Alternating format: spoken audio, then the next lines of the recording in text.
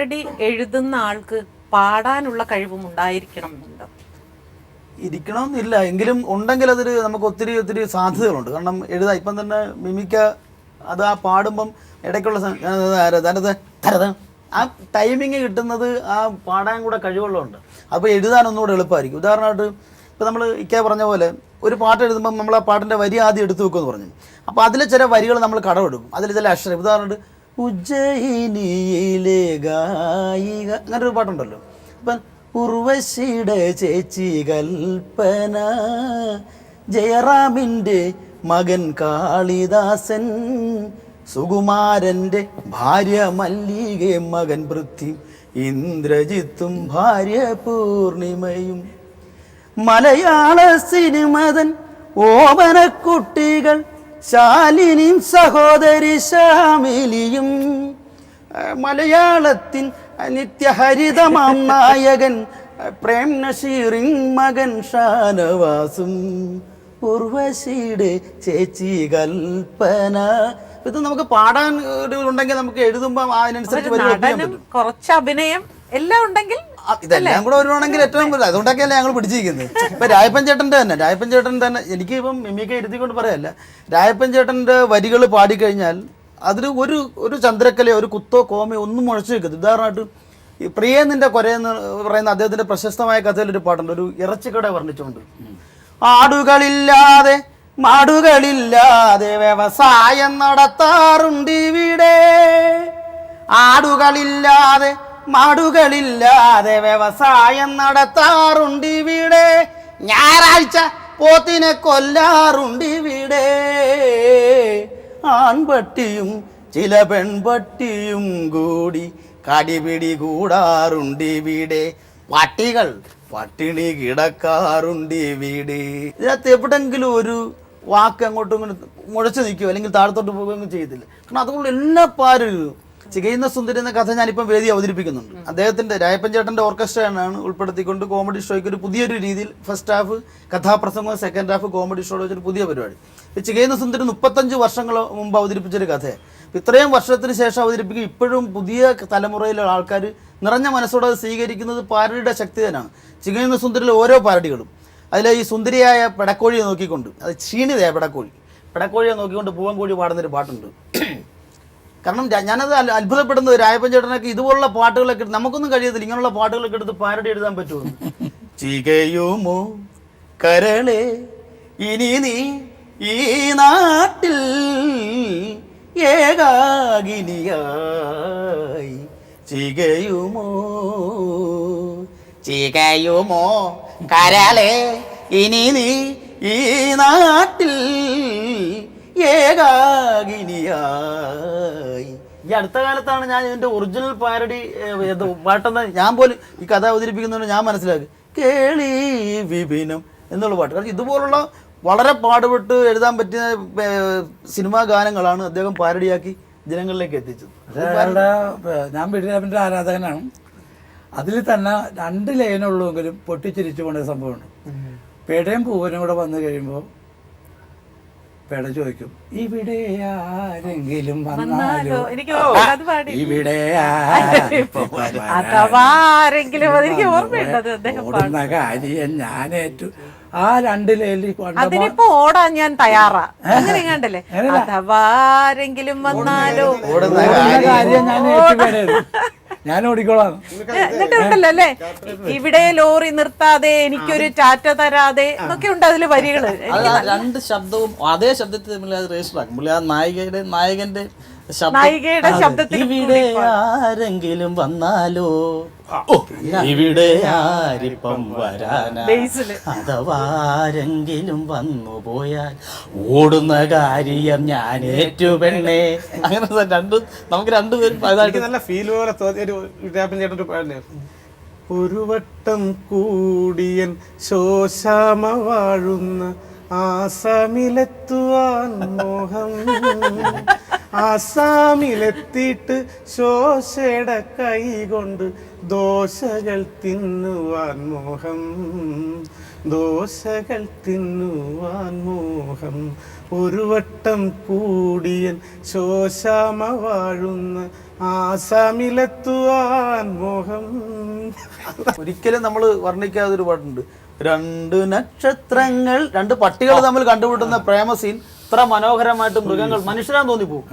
രണ്ടു നാൽക്കാലികൾ കണ്ടുമുട്ടി പട്ടിത്താനങ്കും നിന്റെ താഴ്വരയിൽ, അടുത്തപ്പോൾ അവർ കൽപ്പന ലജ്ജ തോന്നി, ഇരുവരും വാലാട്ടി നോക്കി നിന്നു. രണ്ടു നാൽക്കാലികൾ കണ്ടുമുട്ടി. അല്ല, ഞാൻ ചോദിക്കട്ടെ, അത് മലയാളത്തിന്റെ മനോഹരമായ വരികളാണ് ഇങ്ങനെ മാറ്റി എഴുതുന്നത്. ഈ കവികൾ ഇതിന് എന്തെങ്കിലും എതിരഭിപ്രായമോ പബ്ലിസിറ്റി അല്ലേ ഉള്ളൂ? പാട്ട് ഹിറ്റാവല്ലേ? വരികൾ എഴുതിയ ആൾക്കാർക്ക് എങ്ങനെയാലും തലിക്കില്ലാന്ന് തോന്നുന്നു നമ്മളെ. സത്യമായിട്ട് അടിക്കാൻ തോന്നൂലേ? ONV സാറിനാണെങ്കിൽ സങ്കടം വരും കേട്ടോ. എന്നാലും ഞാൻ എത്ര ബുദ്ധിമുട്ടി ഉണ്ടാക്കിയ വരികളാണ്. അങ്ങനെ ആരെങ്കിലും പറഞ്ഞിട്ടുണ്ടോ ബിമി സാറിനോട്? എന്നോട് ഈ ഒരുപാട് സാധനങ്ങളൊന്നും എഴുതിച്ചില്ല. ഞാൻ എഴുതുന്ന മുഴുവൻ കുടുംബ വിഷയമായിരിക്കും എൻ്റെ കൂടുതൽ. കുടുംബത്തിൽ നടക്കുന്ന സംഭവങ്ങളല്ലാണ്ട് അങ്ങാട് ചെലുത്തിയാക്കിയാൽ അങ്ങനെ മറ്റുള്ളവരെ കളിയാക്കൽ കുറച്ച് കുറവാണ്. സംഭവമായിട്ട് ഇപ്പോൾ ഉദാഹരണത്തിന് ഒരു അലുവയുടെ പാട്ട് ചെയ്തിട്ടുണ്ടായിരുന്നു. പണ്ട് എഴുതിയതാണ്, ഈ അടുത്തിന് ആദർശിച്ചത് ഒന്നുകൂടെ പുതുക്കി. പണ്ട് കറുത്തലുവ വെളുത്തലുവ രണ്ടെണ്ണോളം എൻ്റെയൊക്കെ ചെറുപ്പത്തിൽ. ഇപ്പം ഇന്ന് ഇൻസ്ട്രുമെന്റ് കളറിലാണ്. പണ്ടത്തെ പോലെയല്ല ഇപ്പോഴുള്ള അലുവ, വെളുത്തലുവ കറുത്തലുവ പച്ച നിറത്തിൽ പുത്തനലുവ, റവ നെയ്യ് മൈദ ഷുഗർ ചേർത്ത് ഉണ്ടാക്കുന്ന കോഴിക്കോടൻ ഹലുവ. ഒരു ബന്ധമില്ല, ഒരു ഹലുവ. പെണ്ണ് കാണാൻ വരുന്നവർക്ക് കൊടുക്കും കലക്കൻ ഹലുവ, അത് ബദാം ചേർത്ത ഹലുവ. ഹലുവ തിന്നു ഷുഗർ കൂടിയാൽ ഉടനെ കൊടുക്കും ഉലുവ, അതും വറുത്ത് പിടിച്ച ഉലുവ. മമ്മൂട്ടി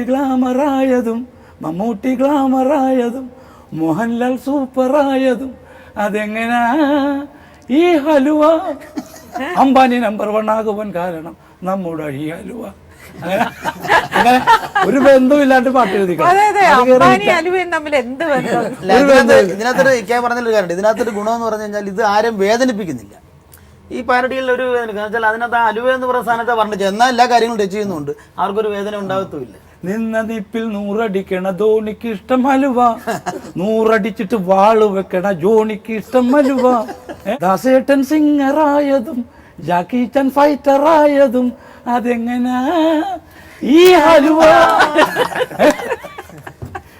ജയറാം, ഈ പൊളിറ്റീഷ്യൻസിനെ കുറിച്ചുള്ള പാരഡി ഗാനങ്ങൾ എഴുതുമ്പോൾ അവരെ കുറിച്ച് എല്ലാം പഠിച്ചിരിക്കണ്ടേ? അവരുടെ സ്വഭാവം, അവരുടെ പ്രവർത്തനങ്ങൾ, അവരുടെ വിജയ പരാജയം എല്ലാം പഠിച്ച്. തീർച്ചയായിട്ടും അവർ വരുമ്പോൾ തന്നെ അവരുടെ ഡീറ്റെയിലുകൾ തരും. അവരവിടെ എന്തൊക്കെ ചെയ്തിട്ടുണ്ട്, അവരവിടെ എന്തൊക്കെ കാര്യങ്ങൾ ചെയ്തിട്ടുണ്ട്, അല്ലെങ്കിൽ മുൻ പാർട്ടികളുടെ ഇതൊക്കെ വാങ്ങും. ചിലര് വന്നിട്ട് നമ്മളോട് പറയും മറ്റേ സിനിമ പോലെ തന്നെ കഥ പറഞ്ഞു തരും, ഇതാണ് നമ്മുടെ കാര്യങ്ങൾ നമ്മൾ ചെയ്തിരിക്കുന്ന ഇതാണ്. ഇടയ്ക്ക് ഒരു അവിടെ വണ്ടിപ്പെരിയാറ്റിലൊരു തമിഴൻ സ്ഥാനാർത്ഥി, അദ്ദേഹം സ്വതന്ത്രനായിട്ട് മത്സരിക്കുക. അപ്പോൾ പുള്ളി എന്നോട് വന്ന് പറഞ്ഞു, നമുക്കൊരു സാറേ എനിക്ക് നല്ല ഒരു പാട്ട് ചെയ്തു തരണം. ഞാൻ പറഞ്ഞു ഏത് പാട്ട്? എനിക്ക് ഈ റാസാത്തി ഉണ്ണേന്ന് പറഞ്ഞ് നല്ല ഒരു പാട്ടുണ്ട്, അത് എനിക്കൊന്ന് ചെയ്തു തരണം. ഞാൻ പറഞ്ഞു ആയിക്കോട്ടെ, നമുക്ക് ചെയ്യാം. എനിക്ക് നല്ലപോലെ തോന്നണം. ഞാൻ പറഞ്ഞു ആയിക്കോട്ടെ, നല്ലപോലെ തോന്നാം. പുള്ളി വന്ന് കേട്ടപ്പോൾ ഞാൻ പുള്ളിക്ക് വേണ്ടി ഇങ്ങനെ എഴുതിയ, വണ്ടിപ്പെരിയാറ് പഞ്ചായത്തിൽ ജനകീയ സാരഥി മാരിയപ്പൻ, സ്വതന്ത്രനായി നിന്ന് ജനനന്മ ചെയ്യാൻ കെ മാരിയപ്പൻ സാരഥിയായി. വണ്ടിപ്പെരിയാറ് പഞ്ചായത്തിൽ ജനകീയ സാരഥി മാരിയപ്പൻ. ഈ പാട്ട് പുള്ളി വന്നു. ഇതിന് ഇടയ്ക്കത്തെ കുറേ സാധനങ്ങളൊക്കെ കേട്ട് കഴിഞ്ഞപ്പോൾ പുള്ളി അവിടെ വന്നിട്ട് എൻ്റെ സാറേ എനിക്ക് ഭയങ്കര ഇഷ്ടപ്പെട്ട്, എനിക്ക് പുള്ളി കരഞ്ഞ്. എന്നിട്ട് എന്നോട് പറഞ്ഞു, നിങ്ങളെ ഞാൻ ഒറ്റക്കണക്കിലൊക്കെ കൊണ്ടുപോകാം, ഞാൻ ജയിച്ചാൽ ഒറ്റക്കണക്കിൽ 8 നില പൊട്ടിപ്പോയി.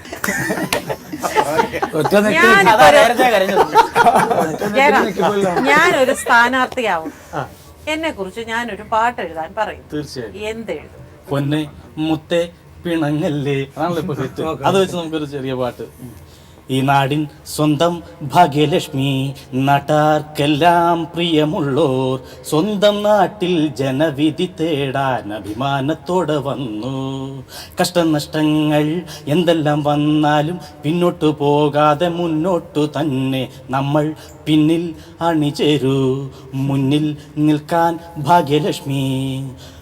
ഓരോരോ വോട്ടും നമ്മൾ ഭാഗ്യയ്ക്ക് നൽകിയിടണം. ഭാഗ്യമുണ്ടെങ്കിൽ ഭാഗ്യലക്ഷ്മി വിജയിച്ചിടട്ടെ. നാടിൻ മുത്ത ഭാഗ്യലക്ഷ്മി, നാട്ടാർക്കെല്ലാം പ്രിയമുള്ളോർ. താനേ തന്നെ തന്നെ തന്നെ താനേ തന്നെ തന്നെ തന്നെ താനേ തന്നെ തന്നെ. പാരഡികൾ ഇപ്പം എല്ലാവരും ഈ സിനിമാ ഗാനങ്ങളെ അടിസ്ഥാനപ്പെടുത്തി മാത്രമാണ് പാരഡികൾ രചിക്കാറുള്ളത്. മറ്റ് വിവിധ ഗാനങ്ങൾ, ഇപ്പോൾ ക്രിസ്ത്യൻ ഗാനങ്ങളുണ്ട്, മുസ്ലിം ഗാനങ്ങളുണ്ട്, ലളിത ഗാനങ്ങളുണ്ട്, അങ്ങനെ വിവിധ ഗാനങ്ങളുണ്ട്. അതിലൊന്നും തൊടാത്ത കാര്യം എന്താണ്? ജനകീയമായ പാട്ടുകൾ കേൾക്കും. ഇപ്പോൾ ഉദാഹരണമായിട്ട് പഴയ പാട്ടുകൾ, ഇപ്പം പിന്നെ മിമിക്ക പെരിയാറിൻ്റെ പറഞ്ഞു. പെരിയാർ ഇതുപോലുള്ള ഗാനങ്ങൾ ജനങ്ങളുടെ മനസ്സിൽ തങ്ങി നിൽക്കുന്ന പാട്ടുകൾക്കൊരു പാരഡി. ഇപ്പോൾ പുതിയൊരു വളരെ ലളിതഗാനം എഴുതി കഴിഞ്ഞാൽ ആ ലളിതഗാനം പ്രശസ്തമല്ലെങ്കിൽ അതിന്റെ പാരഡി എഴുതിയിട്ട് പ്രേക്ഷകർക്ക് മനസ്സിലാക്കി. സ്റ്റേജില് ഏറ്റവും കൂടുതൽ പാടുന്നത് തയ്യാറാക്കുന്നവരാണ്. ഈ പുതിയ പുതിയ പാട്ടുകളൊന്നും പാരഡി വരാറില്ല, എല്ലാം പഴയ ഗാനങ്ങളാണ്, പാടിപ്പറഞ്ഞ ഗാനങ്ങളാണ്. മുത്തേപ്പന്നെ പിണങ്ങല്ലേ പുതിയ മുത്തപ്പനല്ലേ ഞാൻ ലേറ്റസ്റ്റ് അല്ലേ? പിന്നെ അതുപോലെ പൂരം എന്ന് പറഞ്ഞ അദ്ദേഹം എഴുതിയ പാട്ട് ഇത് സത്യാവസ്ഥ ഉണ്ട്, ഇല്ലാതെ പറയാൻ പറ്റത്തില്ല. കാരണം അത് ഒരു നല്ലൊരു കാര്യം സാറ് പറഞ്ഞത്. കാരണം പഴയ പാട്ടുകൾ ഏത് തലമുറയ്ക്ക് അതാണ് ആ പഴയ പാട്ടിന്റെ ഗുണമാണ് അവിടെ പറയുന്നത്. കാരണം പെരിയാറും ONV സാറിന്റെ കാര്യമൊക്കെ ചോദിച്ചു പറഞ്ഞു. അപ്പോൾ ഈ പാട്ടുകളെല്ലാം ജനങ്ങളുടെ മനസ്സിൽ തങ്ങി നിൽക്കുന്ന പാട്ടുകളാണ്. പുതിയ പാട്ടുകൾക്ക് അതിന് കഴിയാത്തതുകൊണ്ടാണ് അതിന്റെ പാരഡി എഴുതിയാൽ പ്രേക്ഷകർക്ക് ഇഷ്ടപ്പെടാതെ വരുന്നത്. എന്നാൽ ചില പാട്ടുകൾ വരുന്നുണ്ട്, അതൊക്കെ ഈ ജനത്തിന് ഇഷ്ടപ്പെടുന്നു. കലാഭവൻ മണിയുടെ ഒരു പാട്ട്, ഒരു വെസ്റ്റേൺ റാപ്പായിട്ട് ഒരു കലാകാരൻ പാടിയിരുന്നു, നമുക്കൊന്ന് കേൾക്കാം. ഒരു സാധാരണക്കാരനായ ഒരു കലാകാരനാണ്. One piece of baby bin up off, steam baby baby bin up top, la baby baby bin up down down down. Yeah, boy, baby baby baby bin up down, baby baby bin up down, la baby baby bin up down. I can do something. By God, Chande, Kanan Katanum, no no no no no no. I love what you say. Mapunda Kanu, 1 2 3. Woo! By God, Chande, Nachuna.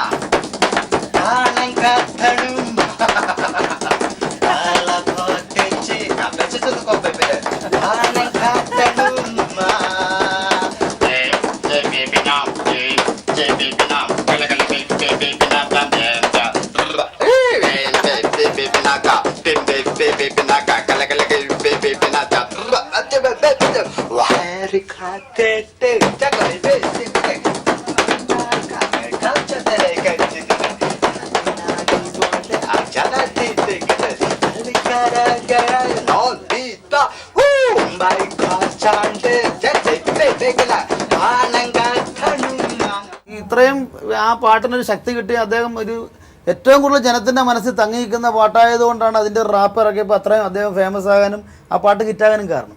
കഥാപ്രസംഗങ്ങൾക്കിടയിൽ വരുന്ന അതൊക്കെ cinema പാട്ടിന്റെ തന്നെ ട്യൂണാണ് സാധാരണ എടുക്കുന്നത് അല്ലേ? അത് കേട്ടിട്ടുള്ള ട്യൂണുകൾ ആയതുകൊണ്ടാണ് പ്രേക്ഷകർക്ക് കേൾക്കാൻ ഒരു ഇമ്പം താല്പര്യം വരുന്നത്. ഈ കഥാപ്രസംഗം ചെയ്യുമ്പോൾ അങ്ങനെ സൂപ്പർ ഹിറ്റ് ആയിട്ടുള്ള ഒരു പാട്ട് ഏതെങ്കിലും പാടാൻ പറ്റുമോ രണ്ടുപേരും? പുതുക്കോട്ടയിലെ ആടുമണവാളൻ എന്നൊരു കാസറ്റ് ഇറക്കിയായിരുന്നു, ഹാസ്യ കഥാപ്രസംഗം. അത് ഹിറ്റായിരുന്നു. കഥയെന്ന് പറഞ്ഞാൽ നാടനാട്, നമ്മൾ വളർത്തുന്ന ആടിൻ്റെ കഥയാണ്. നാടനാട്, രോമമൊന്നുമില്ലാത്ത വർഗ്ഗമാണ്. നായിക ചെമ്മരിയാട, രോമമൊക്കെ ഉള്ള വലിയ വർഗ്ഗമാണ്. അവർ തമ്മിലുള്ള പ്രേമം ആണ് അമ്മ മകനോട് പറയുന്ന ഈ രണ്ട് വർഗ്ഗം. അപ്പോൾ ഇവർ രോമമുള്ള വർഗ്ഗം, ഇവൻ നാടനുമാണ്, രോമമൊന്നുമില്ലാതെ. മകനെ നീ കാണരുത്, അവളോട് മിണ്ടരുത്, രണ്ടുപേർക്കും പ്രോബ്ലമാ, ജാതി രണ്ടാ ജാതി രണ്ടാ. നമുക്ക് രോമമുണ്ടോ, രോമത്തിന് നീളമുണ്ടോ, നമുക്ക് രോമമുണ്ടോ, രോമത്തിന് നീളമുണ്ടോ, ഇടതിങ്ങിയ രോമമാണ് സാരമില്ല. ഓ ഓ അവളെ നീ കാണരുത്, അവളോട് മിണ്ടരുത്, രണ്ടുപേർക്കും പ്രോബ്ലമാ, ജാതി രണ്ടാ ജാതി രണ്ട്.